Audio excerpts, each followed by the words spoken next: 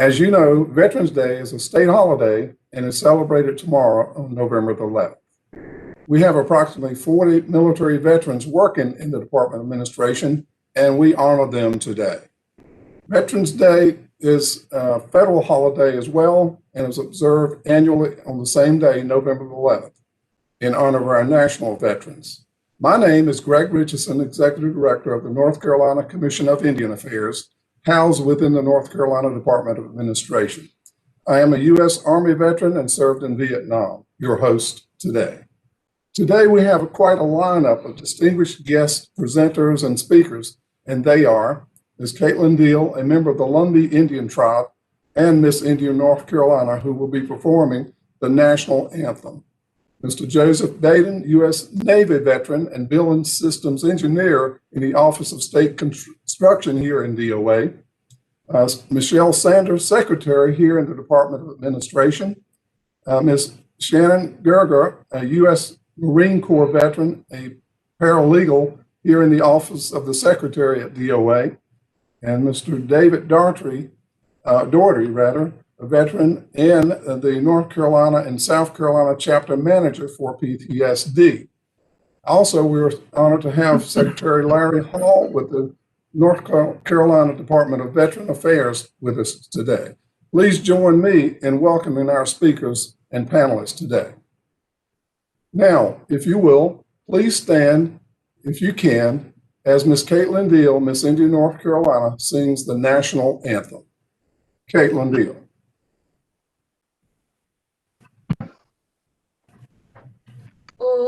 Oh, can you see by the dawn's early light what so proudly we hailed at the twilight's last gleaming, whose broad stripes and bright stars through the perilous fight o'er the ramparts we'd watched were so gallantly gleaming, and the rockets regular, their bombs bursting in air, gave proof through the night that our flag was still there. Oh, say does that star-spangled banner yet wave o'er the land of the free and the home of the brave.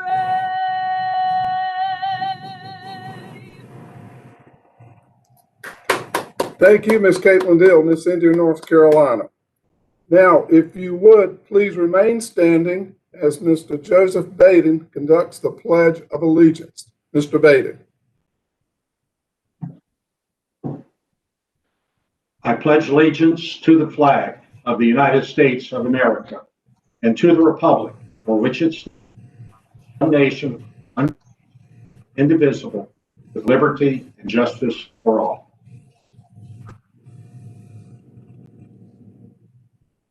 Thank you, Mr. Baden. Now you may be seated.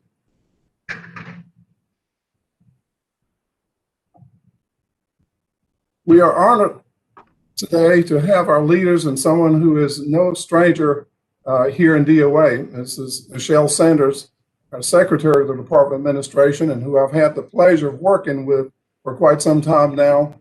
And I really have cherished those times I've had to interact with her in terms of the policy issues that we have to address here in North Carolina. in our department.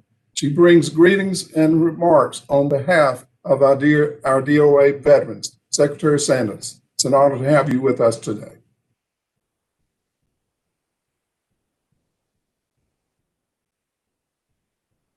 Better. Thank you, Greg. Good afternoon, everyone, and thank you for joining us for this Veterans Day celebration. This is a time of unprecedented upheaval in almost every area of our lives. It is so good to have the continuity and the community that this event provides. Even if we have to be together virtually, we are still together, and that's a good thing. I'm so proud of so many of our DOA families have gathered today to honor the 40 DOA women and men who have served our country. Thank you for our U.S. Army, Navy, Air Force, Marines, and Coast Guard veterans for your service. We thank you for your sacrifices and your families' sacrifices, the sacrifices that have been made for your commitment to serve and protect our country. I'd like for everyone to please join me in applauding our veterans. I'm sure all the applause are going on. You're just on mute. I can hear them. And while we honor our vets who serve with us now at DOA, we also remember that there are many others who lost their lives while fighting for our country. So let us pay tribute to those fallen men and women by having a moment of silence. Please bow your head for a moment of silence.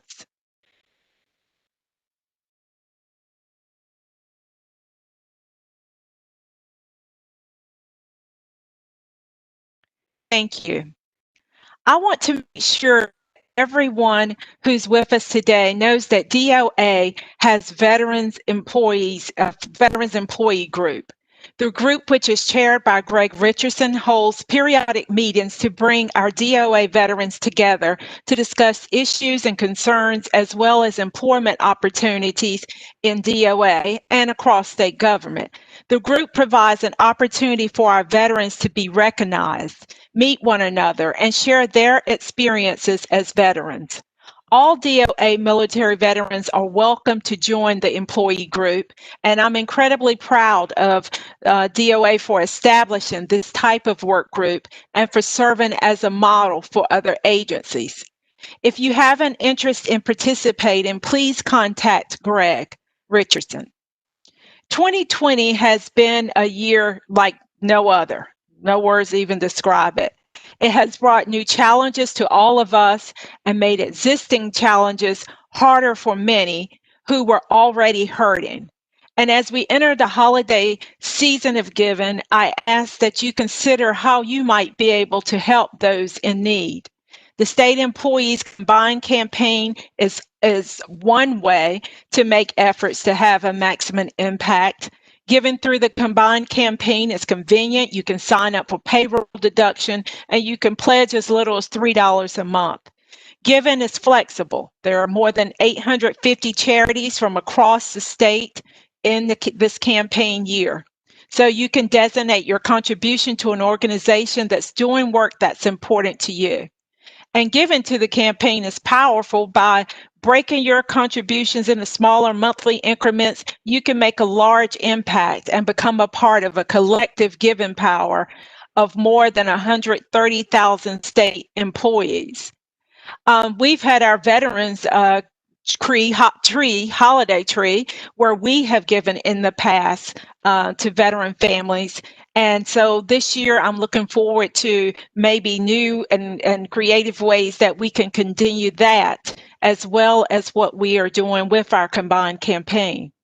In addition to payroll deductions for the combined campaign, you can also make gifts through check, cash, or credit card. State employees have donated more than $103 million since the campaign began in 1985, and that's powerful. Althea Trantham has been sharing helpful information with DOA employees throughout the campaign, so please contact her if you need pledge forms or have questions. It's not too late. You have until November 30th to submit, so please consider doing so.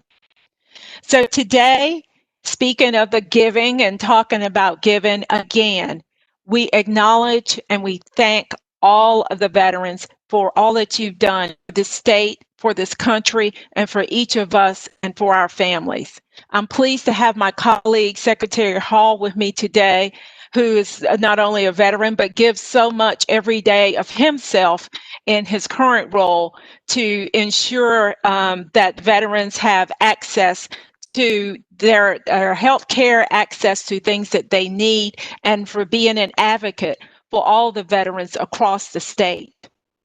And last but certainly not least, please remember to continue practicing the 3 Ws during this time of our pandemic.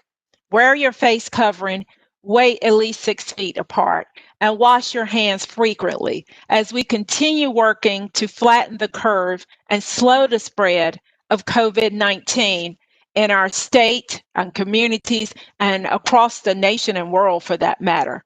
We are in this together, and we will get through this together. To our DOA veterans, we honor you. We thank you for your commitment and service to our community. We salute you. And now I'd like to welcome Marine Corps veteran Shannon Gerger, who works with us in DOA and who will share some history of Veterans Day. Shannon, I turn it over to you. Thank you, Secretary. Good afternoon. So on the 11th hour of the 11th day of the 11th month in 1918, an armistice was declared between Allied nations and Germany, marking the cessation of hostilities in the Great World War.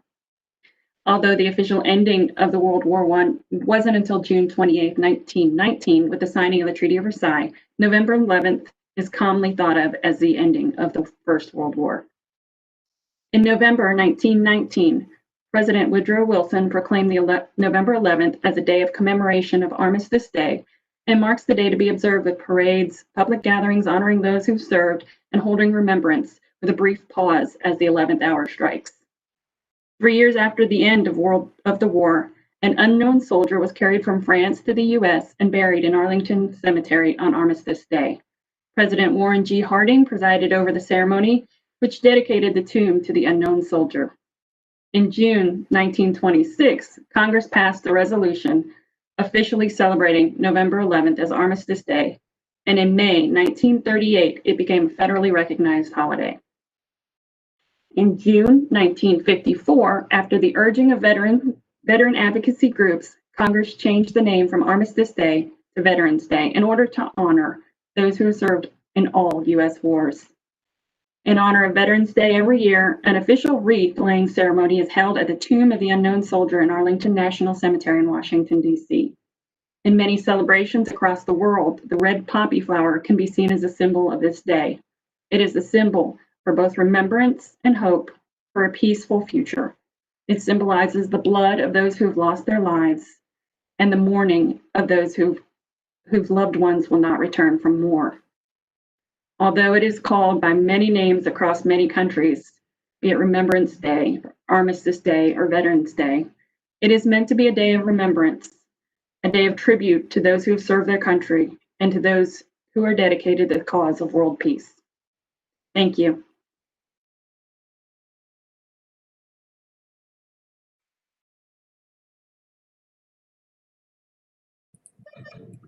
Thank you, Shannon, for that wonderful history and insight in terms of why we do what we do in the state of North Carolina and in the U.S. for our veterans on Veterans Day. So thank you so much again. And let's give our Secretary Sanders a round of applause for her presentation and being with us today. Secretary Sanders, thank you so much for being with us again.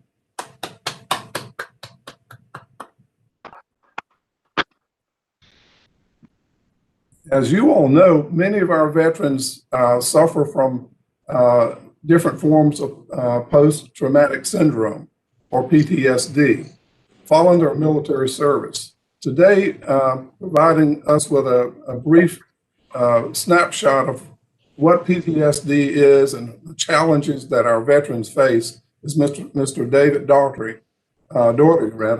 He is the North Carolina and South Carolina Chapter Manager for PTSD USA, sorry. Please welcome Mr. Doherty to the forum today. Thank you so much. Well, hi, everybody, and thank you for inviting me to do this and to give this important message. When I decided exactly what I wanted to speak about was actually during the meeting to prepare for this event. And I just want to pull the curtain back a little bit and display some of the character of the secretaries here. The people representing their offices during that meeting stated explicitly that the secretaries did not want long introductions or anything that would shine a spotlight on them and their accomplishments, because everybody's here to honor veterans. And that says a lot for them, but it also helped me to determine what I really wanted to do here. And that is to speak to all veterans, because veterans are the people who are being honored here. And my message to you today is that you are important, okay, as was your service. Now, specifically, what I mean is, there's a large misunderstanding among veterans that your service didn't matter. And I want to prove to you that it did, no matter what your job was, whether you were the Navy SEAL who captured Osama bin Laden, or whether you were the support person behind the support person behind the support person. Think about when you got out of the military. Somebody replaced you. That means that the job that you did was important, because if it wasn't important, your job would have been dissolved. Now, what a lot of people don't consider also is how that impacts us personally. And I love to refer back to a study that the Navy did in 1991 that asked the question, does basic military training change who we are? And the answer to that is yes. Now, I did not say, do Navy SEALs become different people? Do Green Berets become different people? The question was, does basic military indoctrination, basic training, boot camp, does this change who we are? And the answer scientifically is yes. And the reason why is because the military needed us to become very special people to do the jobs that we were trained to do. The military is a system, and we became people to be a part of that system. Now, when that impacts us the most is when we get out of the military. Whether we were a corporal with 4 years of service or retired as a flag officer with 35 years of service, we all get challenged with the same question: who am I? Every single one of us goes through this struggle and transition from military to civilian life. And part of that is finding the purpose in the jobs that we do in the civilian world afterwards. This has an impact on us. And to talk about PTSD specifically, some of us have some additional challenges because of the experiences that we had. Military sexual trauma, combat-related trauma, moral injury. These are things that make that question, who am I, even more complicated. But my message to you today is that does not have to set you back. And here's my proof with that. There are veterans who are participating in this event today who work for the state of North Carolina who have experienced these things. And here you are, functioning in society, being productive members of the workforce. You are, in fact, overcoming and answering that question, who am I? So as Mr. Gregg pointed out, to give a brief snapshot of post-traumatic stress, part of that snapshot is discovering exactly who we are. That's the challenge, because these traumas can complicate that. Okay, shameless plug for some programs like the Veteran Treatment Courts in the state, and also the PTSD Foundation.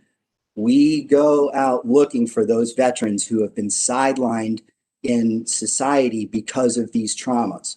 Now, the goal of these programs is not to help the traumatized veteran to adapt to their injuries and get used to the idea of not being productive members, but to help folks get back into society and become productive members of our communities and productive members of our workforce. And again, the proof of that is we can all look inside ourselves, those of us who are veterans, ask what have been our specific challenges, And in spite of those things, or maybe even because of those things, look where we are today. Meeting on this meeting, celebrating Veterans Day as part of a workforce.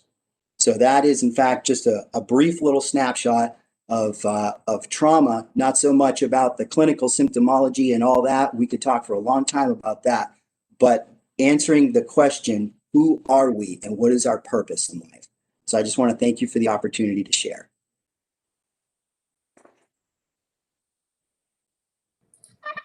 Thank you, David. And indeed, this is very important information for us to know. Remember, when I returned from Vietnam, one of the traumatic parts for me is that we didn't get a lot of recognition. We've heard the sad stories about how the Vietnam veterans were not treated very well on their flights, even back to the U.S. as they were returning home. I think we have a Channel 5 or TV network anchor here who's talked about that many times in terms of when he was en route back to the U.S. on a plane and what treatment that he received. One may not think about how that can impact one's life for just about forever, and you never forget how that has impacted your life. So thank you for being here to help us to think about PTSD and to be reminded about how important PTSD programs and your advocacy and what you're doing with your nonprofit is just so very important. So thank you, thank you, thank you. Yes, sir, and thank you. And I want to say to you as a Vietnam veteran, welcome home. Thank you, you too, and the rest of our veterans. Okay, moving forward here, our veteran champion and leader in our state is our next speaker, the Secretary of the North Carolina Department of Veteran Affairs here in Raleigh. And sir, we are deeply honored to have you with us today. Very deeply honored to have you here. And we know that we've called on you before, and we are pleased that you answered the call once more. And so important for us to have these type of forums and to let our veterans know that they are indeed recognized, and know that you know this. So please join me in welcoming Mr. Larry Hall, Secretary of the North Carolina Department of Military Affairs, for our Veterans Day program. Secretary Hall.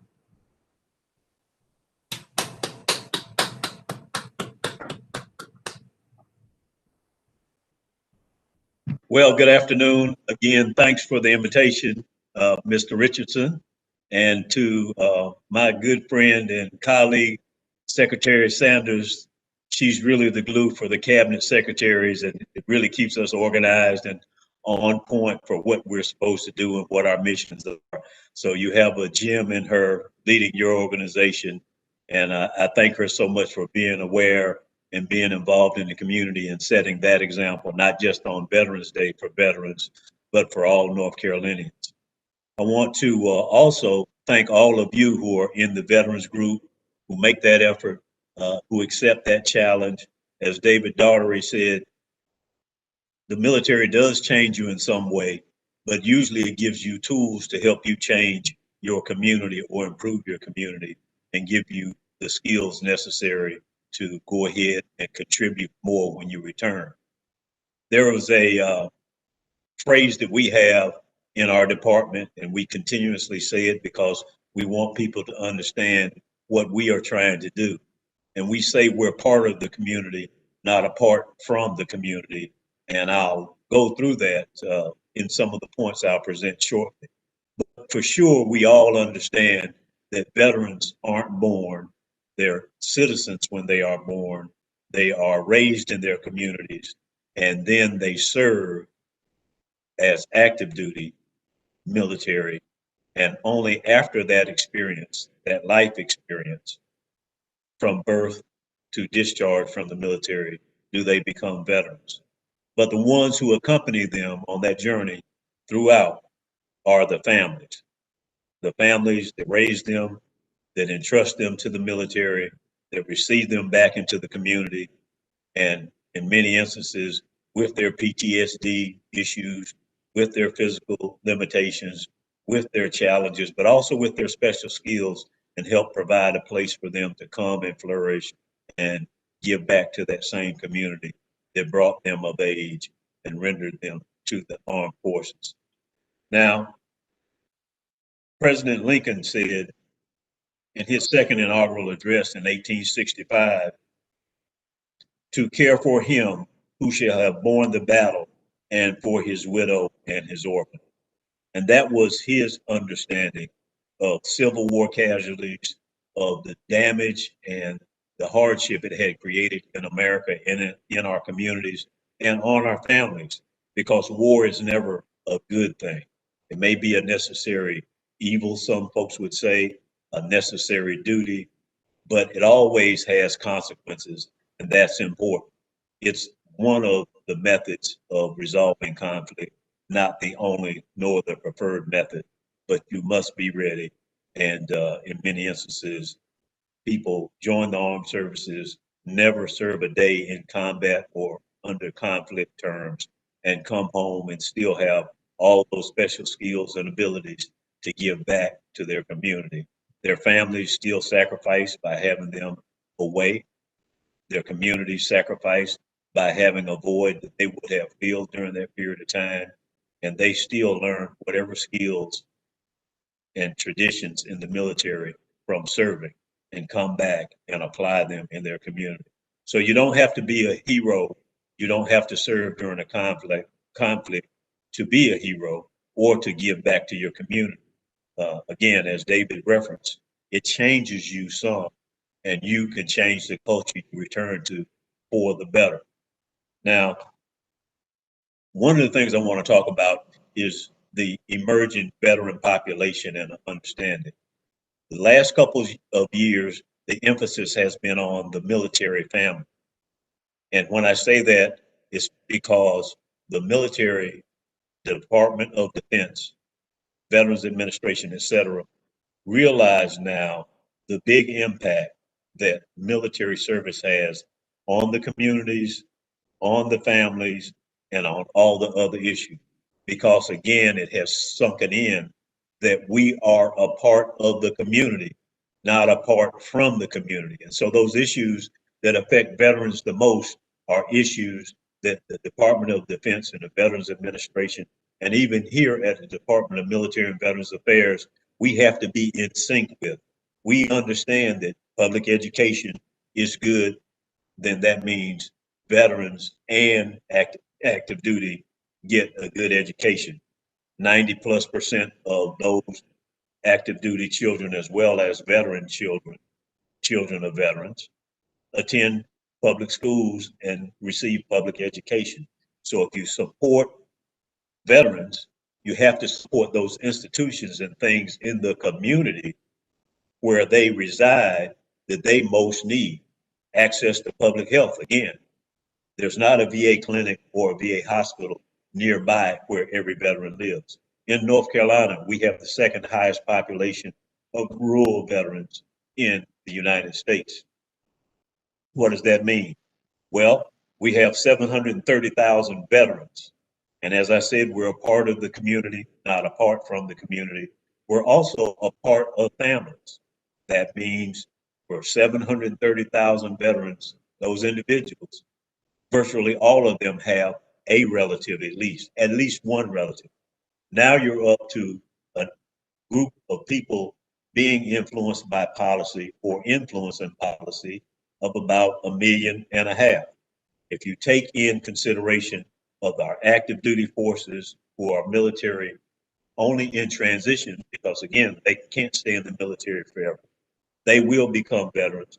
They will be in our communities. And you look at 145,000 of those active duty services in North Carolina, those serving in North Carolina, you understand how big a portion of the state population is really veteran influence or are veterans or active duty ready to transition.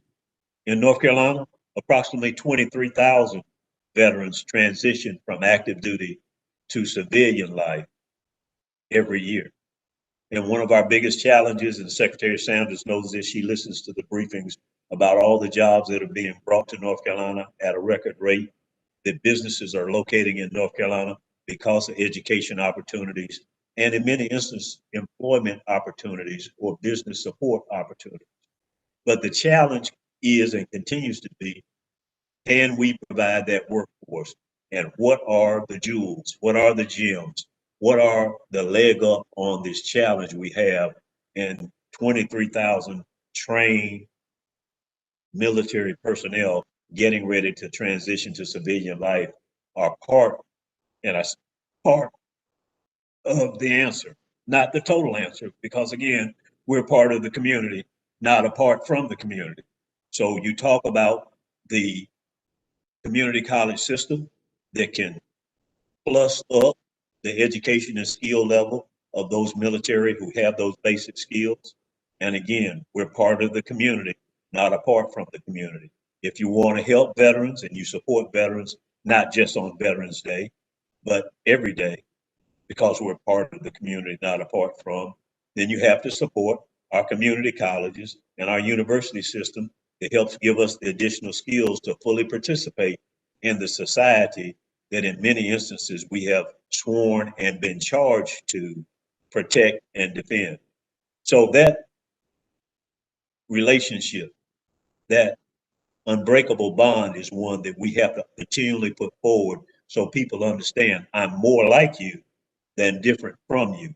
And that is in many instances something people miss. There are $4 billion a year that come into North Carolina in pensions and compensation for veterans. That may be disability pensions, that may be regular retirement pensions, but $4 billion plus coming into North Carolina each year just on the compensation side that veterans bring to the table. We claim and we think, as we do studies all the time, that we as veterans are a value add, because when they retire and receive benefits in North Carolina, as well as participate in the workforce, they're bringing additional federal dollars to North Carolina to be put into our communities, into our institutions, into our way of life here in North Carolina. 7.5 billion in Veterans Administration spending comes into North Carolina. These are the salaries and benefits of employees of the Veterans Administration here in North Carolina. Again, about the seventh highest state population of veterans in the United States, and that figure is rising. But we have to understand, again, as a donor state, North Carolina puts more money in the federal treasury than we receive. And one of the ways we do receive some of that back into our state is through these veterans and these foundations and institutions that support them and provide them care. So it's very important to understand the picture. We talked about education, we talk about the workforce, we talk about the economy.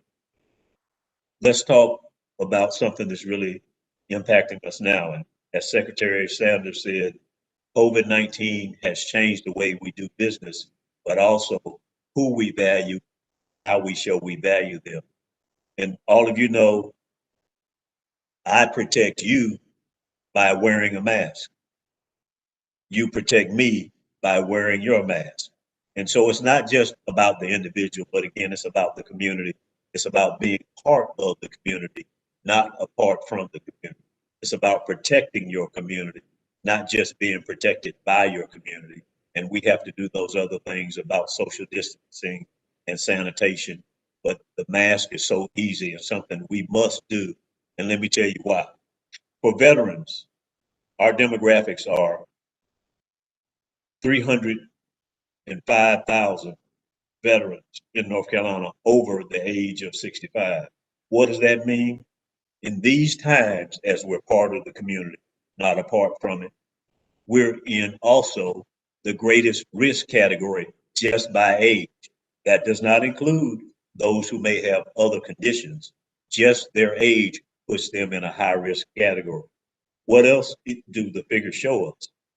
Veterans 30 years old to 54 years old are about 250,000 of the population in North Carolina.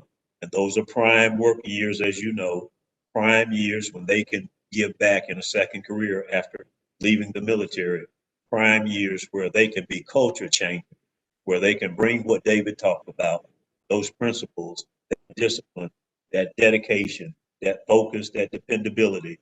They can bring that to the companies they work for. They can make sure that the person to their left and right sees an example of a person who has that dedication, can be depended upon, who shows up to work every day. And that in itself helps change the culture of the organizations they work in. So it's so important that we actually value and understand what resources we have in our veterans. Finally, our veteran scholarship program in North Carolina is something that, again, focuses on veterans, but is a payment to the future, is a repayment of the service that veterans have given that served during wartime conflicts for their children to be able to get college assistance. And we have a program that paid out approximately $11 million last year to over 360 students in the program. And these are in all types of universities throughout the state, from community college to four-year schools, private institutions, etc., providing that support. So again, we're part of the community, not apart from, in areas where we play such a vital role in education as we move through the life cycle and become veterans after serving on active duty. I had a chance this past weekend to attend the 100th anniversary of the oldest consecutive 100 consecutive year Veterans Day parade. Now, this is a real slice of Americana because it was in Warsaw, North Carolina. And I don't know if folks know where Warsaw is, but it is a small town that has a railroad running virtually through the middle of the business district, and has a two-lane street on one side of the railroad track, a two-lane street on the other side of the railroad track, and 40s era buildings line that main street. So it's really almost harkens back in time, but you can see new businesses locating, businesses that are refurbishing the buildings and infrastructure. But you see this parade, and it really takes you back to when you were a child. Everything from the small children in dance troupes and majorette costumes and small bands, uh, cars that are antique cars, military units on parade, EMS and fire trucks, all of that of North Carolina. But all of those people continue every year for the last 100 years now to show up to celebrate the veterans and the veterans who have served. This past weekend is when they had the parade, and they had as guest of honor a four-star general who was born in 1944 or 49, who was a commander of NATO forces from Warsaw, North Carolina, went into the military, went in as an enlisted, and worked his way all the way up to a four-star general as a commander of NATO forces, and was back home again, showing that he was back in and part of the community. He was away for a while. He was away from the community, but he was never apart from the community. Just as proud as ever, he told me that story. And believe it or not, he even watched what was happening in North Carolina politics and was sending his greetings to the governor for a job well done and all the work we've done. So I appreciate all that you do. I appreciate the fact that you're changing the culture in the Department of Administration. And I salute again Secretary Sanders. She's been of inestimable value to the cabinet, not just what she does in the Department of Administration. And we both get reviewed by the same legislative oversight committee. So we we have some of the same experiences. No matter what you do, it might not be enough, but you can always be the professional and always strive to do better, whether someone's watching or not. That's the key thing about character. And so I'm so glad she's brought that character and standard to our cabinet and to our state, to the Department of Administration. And I want to say to all of you, please keep supporting her as we go through these challenges, especially COVID-19, which has put so much additional pressure and stress and challenge on all of us. But we can and will overcome it. We'll come out better on the other side, but we must do all we can where we are. And that is wear our mask. That is social distance. That is keep your sanitation and wash your hands and do those things to make sure you don't spread the virus. We will win if we stay true to what we know we should do. And let's do what we can where we are under the circumstances we have and show everyone and set that example again, be the real culture changers that we are. So thank you so much. I don't know if there's anything else we have on any questions. I would refer them all to Greg Richardson and he'll get them to me. Again, our website, www.milvets.nc.gov. And so if you would go to our website to get more information on our programs, I do want to say we have NC Strive, which is an organization that helps with veterans education, Veterans Experience Action Center that you can find out about at our website. Help Vets, Veterans Crisis Hotline in these times of emotional, psychological pressures. That is a place where veterans can get relief and assistance. And also NC Serve that supports veterans. So all of these resources are available. There are partners in the veteran advocacy world. And again, I thank you for this time and this opportunity. Thank you, Secretary Hall. And as I mentioned at the opening here, at the introduction, you are our champion and our leader in our state. Thank you for your service in the military and for, as you alluded to, as a veteran coming back home to continue that service. So that's just so important. And as we know, throughout this state and throughout this nation, there are many other veterans who are just doing the same thing. They're still serving. And that makes us all proud as veterans to see veterans coming home and taking on those leadership roles. Also want to say a word. Yes, I do want to take one moment of privilege and appreciate all the services, everything that everyone does. You can see some flags behind us, but today is the Marine Corps birthday. And so we have that flag right there behind me for those of you all who don't recognize that emblem. It is one that is recognized around the world. And certainly I'm proud to be a Marine for life and proud to be a U.S. serviceman and proud to be a North Carolinian. So again, thank you so much. Thank you, Secretary Hall. Let's give a round of applause, folks.